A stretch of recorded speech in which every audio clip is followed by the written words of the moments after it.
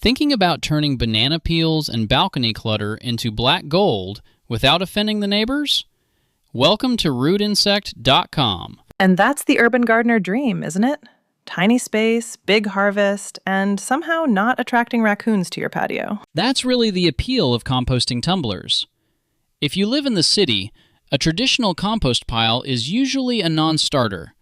Not enough room, too much mess, and one bad week of rain or food scraps, and suddenly you've got smells. Right, and tumblers solve a lot of that because they're enclosed.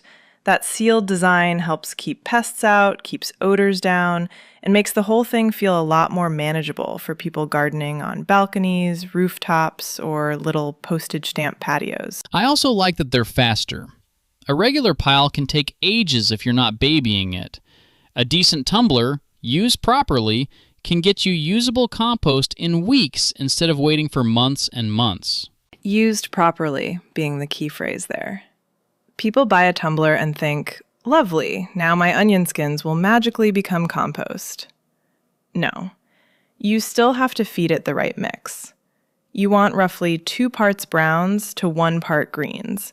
So more dry leaves, shredded cardboard, or paper than kitchen scraps. I'll admit it. I'm a reckless greens guy.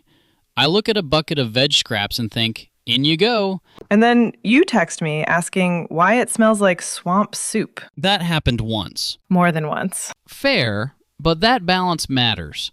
Greens give you nitrogen, browns give you carbon, and if you overload the wet stuff, it turns anaerobic and gets nasty fast. Exactly. You want the material to feel like a damp sponge.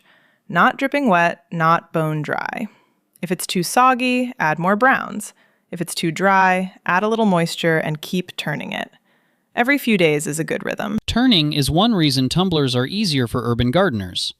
You're not out there with a fork wrestling a heap. You just rotate the drum. Though I'd say not all tumblers are equally pleasant to use. Oh, definitely not. If you're shopping for one, I'd focus on 3 big things: capacity, construction, and how easy it is to turn. For most urban gardeners, around 40 to 50 gallons is a sweet spot. Big enough for kitchen scraps and a bit of garden cleanup, but not so huge it dominates the patio. And I'm a fan of dual-chamber models. One side is finishing while you keep filling the other.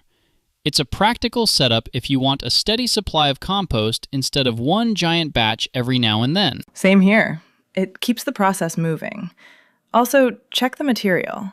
Heavy-duty plastic can work well, especially if it's UV resistant. Metal can be durable too, but in some climates it can heat up or wear differently.